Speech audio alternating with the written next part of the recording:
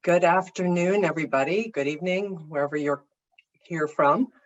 I am your unexpected entrepreneur this afternoon, and I'm very excited to be here.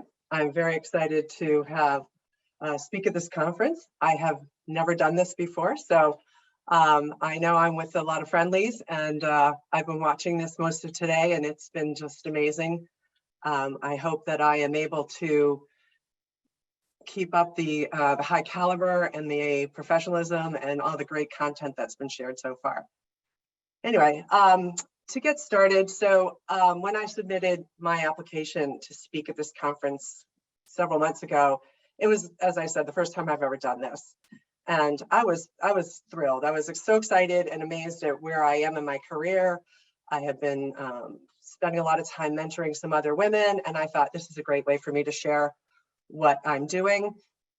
And then when I actually was accepted, I was certainly thrilled. And then I was, thinking, how am I going to do this? And I thought, well, this will be easy, right? It is my story. I knew every intimate detail. And as they say, the key to a successful presentation is knowing your topic. And I kind of had that. But as I waited and started putting this together and procrastinated, as I'm known to do, and time got closer, I was less clear really about how I was going to do this. There seemed to be so much for me to share, so many things that impacted me, changed me, and ultimately led me to today. So, it was a really cool process for me. And when I go back to the sort of the title of the unexpected entrepreneur, I guess the unique thing and the things that I should state right up front is I never wanted to start my own business. I never wanted to be an entrepreneur. I never wanted to be in a startup. I would never have described myself as an entrepreneur. I was always pretty happy working in really great organizations, on teams, for people, with people, leading teams. I didn't want to have to worry about sort of the other stuff, right? I didn't want to have to worry about some of the other business decisions that were being made by other people. So I guess I didn't, or I wasn't, I was happy with all that, I guess, until I was not, as they say, right? So, and as recent as probably a little over 2 years ago, all I could think about was my retirement. That's sort of, I'll leave it there for a second. And then let me share with who I am today. And then we'll kind of go back a little bit and look at how I got to where I am and all the kind of the important things that I feel like I'd like to share with all of you about my journey. So, today I am a co-founder of a virtual reality company, Running Bull Tech. We build immersive solutions that are empowering any enterprises to create engaging and entertaining virtual reality experiences that are educating, inspiring, and really immersing people into brands. We're a B2B company, and we use the virtual reality in a B2B way that elevates sales and marketing. We take it's not a game platform anymore, it's a real serious marketing tool that we really are excited to share with people. It's really changing the way people are approaching their go-to-market and the way that they're changing their engagements and their events, which is pretty cool. Currently working with some of the biggest brands and the best brands in the business already, so it's really exciting for us. But at the same time, we're also building out a pitch deck. I'm learning about venture capital. I'm learning about raising money, and I'm, looking at finding money so we can scale this business. So I'm building business plans. I'm building go-to-market strategies, financial models, things that were so different from anything I've ever done. And I just have to say I couldn't be happier. And that's the elevate joy part. So it took a while, and I've had joy and not joy throughout my entire career. But you celebrate those moments and share them and hope that maybe somebody will see themselves in me when I was younger, or me that I am now in your future. Here we go. But we'll get to more on that a little bit later. So let's move on to the next slide here. Let's see, I'm not advancing. There we go. So I love this quote. This is, a quote from an article that I've recently read. in CRN about Ty Lee, and one that really resonates with me and probably with most of us as women. I have been in the channel the majority of my career, and I really have admired and been inspired by what Ty Lee has done and how she's built SHI. So several years ago, I got to actually hear her speak in person and heard her story, and it was just amazing. Her presence and her journey just really had the whole audience riveted, male and female. But I think there were so many women in that audience who could relate to her. And for me, you know, being a woman probably similar age to her, and entering the business world in 1982, it's exactly how I think I feel about the last, 40 years.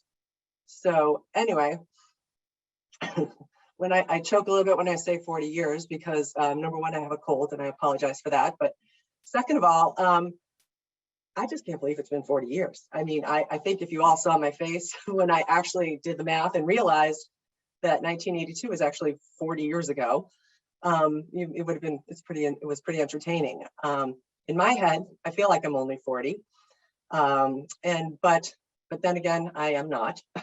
And I am pretty proud of, some of the years and some of the things that I've done. So, and then again, some years in there, we're gonna skip over, and maybe that's why somehow I set myself at 40. But anyway, in 1982, it was a difficult year. The economy was in a recession, in a severe recession. I came out of school and it was really hard to get a job, especially as a woman. There was a recession. I was a woman in business, and it really wasn't that commonplace still for us to come out and want to sort of achieve right away at a business level.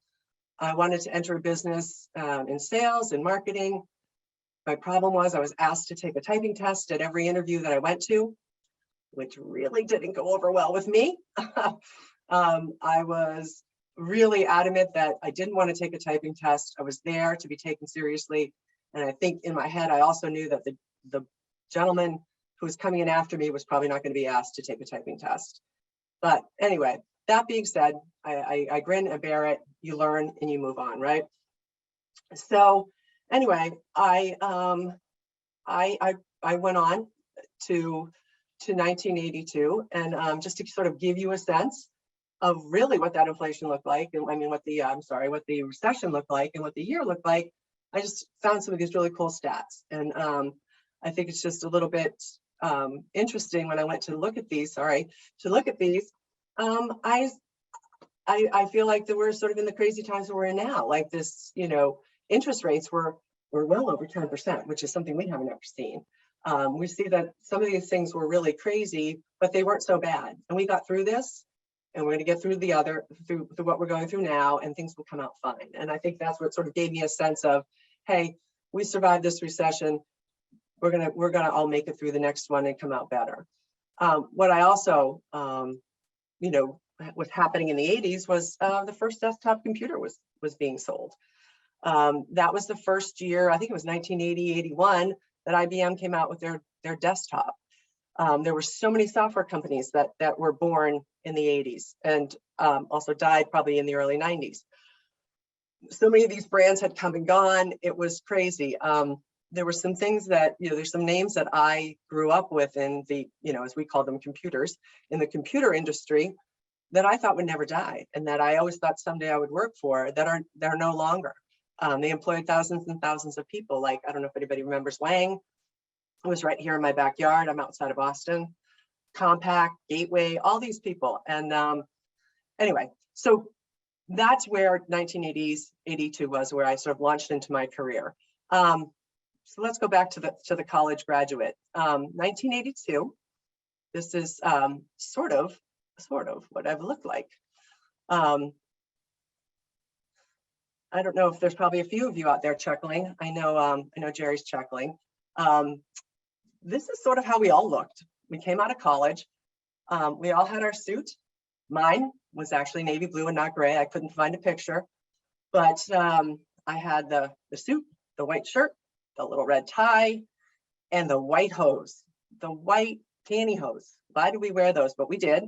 And I had the matching navy blue pumps, right? So it was quite a look, and we all had it. And this is what we were this was the uniform. This is what you were expected to wear to your interviews. This is what you were expected to wear, you know, for business meetings. It was interesting. So anyway, back to 1982, I graduated from Ithaca College, and I was ready to take on the marketing world, right? I was going to get a job with Procter & Gamble. I was going to be in brand management. That's what marketing was to me. That's really all I knew. I didn't really know much about the tech business because it was, you know, little did I know there was this whole tech boom just about ready to happen. And the only sort of, the only experience I would say I had with computers was that I had to take a class in my business degree where I had to learn how to program using punch cards. So wasn't really an exciting prospect for me. I didn't really love, you know, programming, didn't love the cards. Anyway, I'm seeing some of the comments about the hair and stuff. Oh, sorry, I get distracted. So anyway, it was not an option for me to say, oh, I'm going to go make my way in tech. First of all, didn't know what tech was. It was called computers, and I wanted to stay as far away as possible. Well, anyway, as I go, I'm going to go get the job at Procter & Gamble. I knew somebody who worked there, so, you know, as we talked about earlier today, and I thought it was fascinating, the whole networking. We've talked a lot about networking and leveraging and mentoring. There was somebody that I knew who worked there who came from my college, and he took my resume in, and he got me an interview. Well, sort of an interview. What happened was I was told I was going to get an interview, that they wanted to talk to me, but the interviewer was actually going to Cornell University on the other hill in the same town to do a recruiting day, and was not going to be at my school, but was going to be over there. But they wanted to talk to me, and it would have to be sort of a day of, you know, fit me in. He was going to call, and I was going to have to run over there, which was fine. I was ready. I sat there by the phone because we didn't have cell phones. I missed classes. I waited. My little blue suit's hanging up, ironed, ready to go. Well, you know, 5:30 rolls around. I haven't received a call. I then get a call. And I tell this very long story because it really just sort of sets, I think, the, you know, the expectations I had and where I went from there and how I went on with my career and what happened when I went to interview. I get a call at 5:30. This gentleman says, you know, oh, so sorry, which I found extremely insincere. And he said, well, I'm standing at the airport at a payphone. I'm actually watching them board my plane. So I have about a minute. And, you know, can you tell me, you know, I don't even know what he asked me. I think he said, you know, why do you want to work at Procter & Gamble, or why should we talk to you, or something, you know, sort of inane. But as we all know, it's not what somebody says to you, it's how they make you feel. Well, I was, you know, a little excited when the phone rang, then I was really angry, I was frustrated, and it made me feel terrible. So I don't even know what I said. Obviously, my life did not go that way. I did not end up in marketing at Procter & Gamble, which, you know what, was okay. But it was the first time that I really had this moment of, I may have been discriminated against because I was a woman and because of, you know, where I was. And I thought, I never really felt that way before, which was weird because, you know, it was the 80s. It wasn't a time for that. But I think where I went to school and where I lived and my parents always just gave me that confidence that I could do what I wanted. But it was a good reality slap for me. And it made me wake up and understand how I had to move forward. And throughout the rest of my career, I didn't have groups like this. This is phenomenal. I am so excited that this is here now, and I try to take advantage of it as much as I would have, you know, when I was 30 or in my 20s. So I didn't have any people really to mentor me that were women.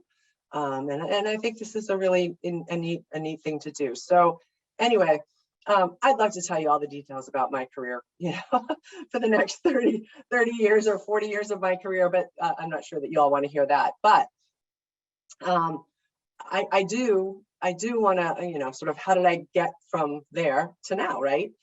And so each time I sat down, like I said, I kind of procrastinated a little bit. And each time I sat down and put this together, I kind of struggled. I mean, this part, I don't know why. 1982 was super fresh and easy to remember. There was a whole lot of stuff in the middle that made a lot, that really impacted me. But what parts of it were important to tell? What parts really impacted my story? And I got kind of stuck. I had a ton of jobs. I really did. So many that, they're not on my resume. They are companies that don't exist anymore, like I said. Learned something in every single one of them. And I think that's the important thing, is I've learned something in every single one of them, met people at every single one of them, and made friends and made some contacts. But anyway, back to being stuck. So there I was, type, delete, type, delete, type, delete. Anyway, so as I'm procrastinating, I do what I normally do, which is, hey, I'm gonna go do something else for a minute. So I jump over and I jump on LinkedIn, and I'm scrolling through, and I see something in my feed that that I was amazed at. I don't know who this person is. I don't follow Adam Grant. It was somebody else who had followed him, who posted it, who was a friend of, somebody that I was connected to, who reposted it. So it was one of those that it just showed up, and it was the moment. It was an epiphany for me. It was exactly what I wanted to say to you and to everybody, which is, our big career decisions, they don't come with a map, and there really isn't one. Even when you look back, it's hard to plot them. All you really need is your compass, and I think we all can define our compass differently. But as this says, your meaningful path in an unpredictable world, you can't make a master plan. And I need to be told that a lot. I wish I had read this, many, many years ago. I always thought that, there was a plan. I could plan it. I could organize it. I could put it on a list. I could check it off, and it would be done. Not so much. Some things you can, but in your career, you kind of have to sometimes let go. And you can only sort of gauge, whether you're on a meaningful path. And I think those are the things that sometimes we struggle with. Your right move, or your next move, right? Your right next move, as this one says, is the one that brings you a step closer to living your core values. So I just love this. I have this now printed out. I have it, on my whiteboard behind me. I think it just really is a lovely way to try to look at where you came from and where you're going. And I really hope that it resonates with all of you as well. I didn't, as we said, I didn't go into the marketing that I thought I was going to do.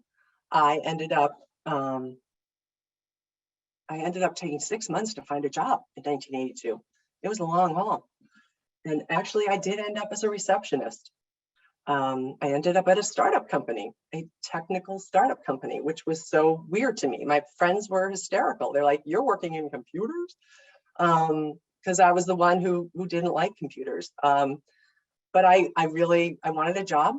I had tried really hard to get into the sales department, and it came down to me and another woman.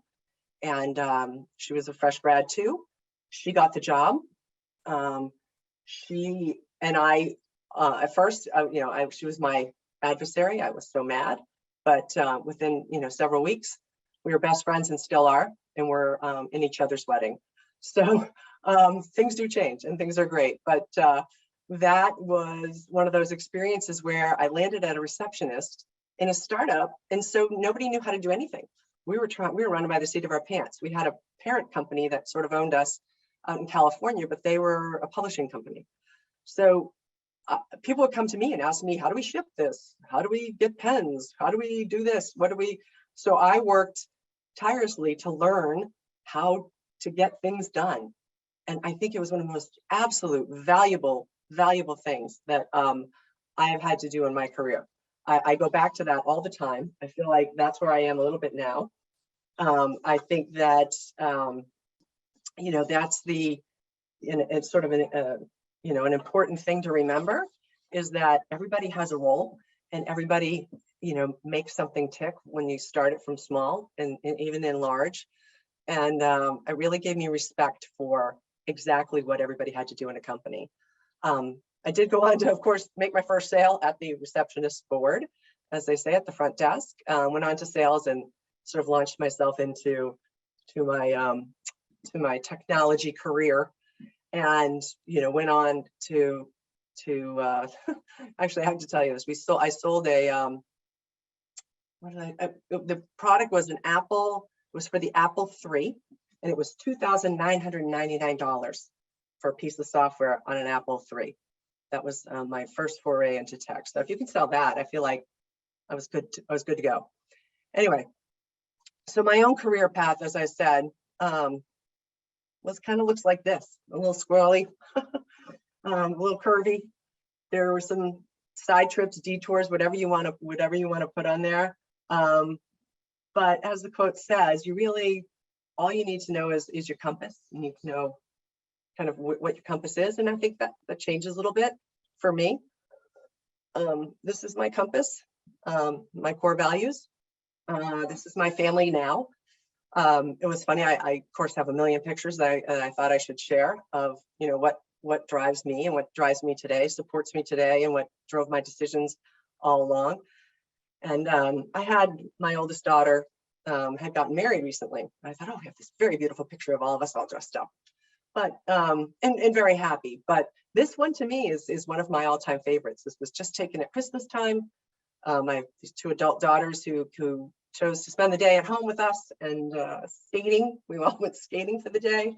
We spent the whole day having fun and laughing and giggling. And I think that this is what I did most of the time. And there were a few times I didn't. And those were the times when I found I struggled. Sometimes I thought my compass was all about making money, and it wasn't. When I thought my compass was just all about my kids, sometimes that's not right either. When I sort of left myself behind, I think the moral of that story is sort of, there's times when you're going to be pendulum and you're going to swing, but just remember, you do have the core values. You'll get back to them, and you'll end up on an ice skating rink, laughing with your adult children one day. I do want to mention one little side story that I thought was interesting with these two young ladies. I got laid off both times I was pregnant with them. And I think I just heard hopefully a collective gasp around on the internet here. But yes, I did. I was laid off both times. The first one I was about a month away from delivery. And the other one I was about 6 months pregnant. And it was crazy. And I thought I was devastated, but it actually was a gift. And that's one of those little, squirrely cues on your course. My little detour, it turned out to be a huge gift for our family. I was able to stay home for a lot longer back in the 90s when these ladies were born. You only got 6 weeks of maternity leave, and that wasn't even paid. So you didn't have 3 months, 6 weeks, you have this little tiny baby. I couldn't imagine when we got to 6 weeks that I would have had to go back to work. So I was able to stay home for 6 months, actually 7 with the oldest, I think it was, and 5 with the youngest. And it was a gift. So as much as sometimes those things are devastating and layoffs are horrible, you can also look at them as a gift. Anyway, that is the story there. I also, the next thing I want to say is that I also took a sidestep, another detour. So when they were pregnant, they were born, I got to take a little sidestep. And then when they were about 9 and 12, I decided I had been traveling and working and commuting, and a friend of mine told me about an opening at our school district for a technology director. I had been in sales and marketing. I'd done some business stuff. I had learned a little tech, but I went for that job wholeheartedly. I didn't know what I was doing, but I knew I could do it. I knew at that point in my life, I knew enough people that if I didn't know the answer, I was going to call and get it from somebody in my network, right? We talked a lot about doing that today. And that's exactly saying, I don't know, but I'll find out, and being able to do that. Excuse me. Anyway, I got to do that for 5 years. So it was I took 50% cut in pay, I believe it was. I took a real, step aside, but it was the best 5 years, another gift to my family, that I could spend time at school with these kids. My office was in their school. I saw every reading, every play, everything they did. I coached basketball, I coached track. I, got to do things that I would never do. But then sort of reality, strikes up again and says, hey, wait a minute. The oldest was in high school and was going to go to college, and I needed to make money. So back into corporate I went. But anyway, so some really, some stories that go back and forth. I think, I come to this slide and I think, sort of do's and don'ts. I didn't know how else to put this. I just do listen to your gut. I think you need to stay true to those values. And like I said, they're going to be kind of different. Zigzag a bit on your career path. It's okay, because you can get back, when you'll get back there. And some of those zigs and zags and detours are really quite fun and really interesting. Know your worth and your value. I think that was a lesson for me along the way many times. And take time to get to know your friends at work. I have just built this network of amazing people, which sort of leads me to that. How did I get to be an entrepreneur? That network of people helped launch me into my own consulting business 2 years ago. I had gotten to a point in my career where I just, I found that the work environment had changed quite a bit. Like I said, I networked and I love people, and that so many of those turns were because of colleagues and friends that I had met, and they were certainly important. And I kind of wanted originally to make this talk a lot about that, but then I kind of dialed that back a little bit, because I also realized that sort of that mentality, and I didn't want to, I don't know if that's even the right word, was right to push. I think networking is key, but I think this sort of, I don't want to say nepotism, but it's not right, quite that word, that favoritism, where I'm seeing so many people coming into an organization and bringing in their own team at the I don't know, at the detriment of the team that still exists. And I saw that happen so many times. And so as much as I loved to go and follow colleagues, I followed a lot of colleagues, but I always went with the intent to better myself, not for me to go in and be better than somebody else, if that makes sense at all. So I just caution all of us when we bring our teams with us, that we're really sensitive to those who are welcoming those teams in, who are trying to welcome the new manager in, and that we teach them the secret handshake, and we teach them the camp song, and that nobody, that inclusive and inclusion is really goes beyond that. So a little note to self. But anyway, that does lead me to, like I said, how did I get to where I am? How did I get to being an entrepreneur? Well, I decided I had to get out. I had to move on and do my own destiny. And I did. I jumped out. I created a consulting company. And I also, I did that with my network of friends. I put a post on LinkedIn. I got gainfully employed by, from the minute I put a LinkedIn post on, and have enjoyed my consulting practice ever since. And during that consulting practice, I met a contact who was starting this company, Running Bulb, asked me to just, it was a friend of mine's husband who wanted to talk marketing. I said, sure. And over a 6 month period of time, he asked me to join his business. And here we are today, a year later, like I said, trying to raise money, building out a big company, and having a blast. Okay, so I think I've hit my time. And I know that was, I could talk forever about all this stuff. Kelly, what do we have? Anything? One question I would say is, how would you define success as an unexpected entrepreneur? Oh, I think it's just that, being happy. I think it's the fact that I am now in a place where I wake up every day happy. I'm excited to do what I want to do. We go back to the original quote, right? Which was, you've had more chances to fail than succeed. That I've learned so much. I realize that I can take confidence in all the things that I've learned and that I can wake up every day and use them. I can use my network to find out the stuff I don't. And then, go on and make some success and feel excited about every single day. And that's what, to me, I guess it should be the excited entrepreneur, I guess. Unexpected and excited. So that's that. Anyway, I think that's my time, right? Is that it? I think we're at time. We're at time. Well, I can't wait to look at the chat. I wanted to see what people were saying. I see some comments and in agreement. So thank you very much. I appreciate you all listening. I wish you all great joy and success. And I do have one more thing. My friend said to me, your career journey should not be a straight line. It should be more like a drunken stagger. So remember that. Drink up. Cheers. Here's to joy, and here's to wonderful successes for all of you. Thank you.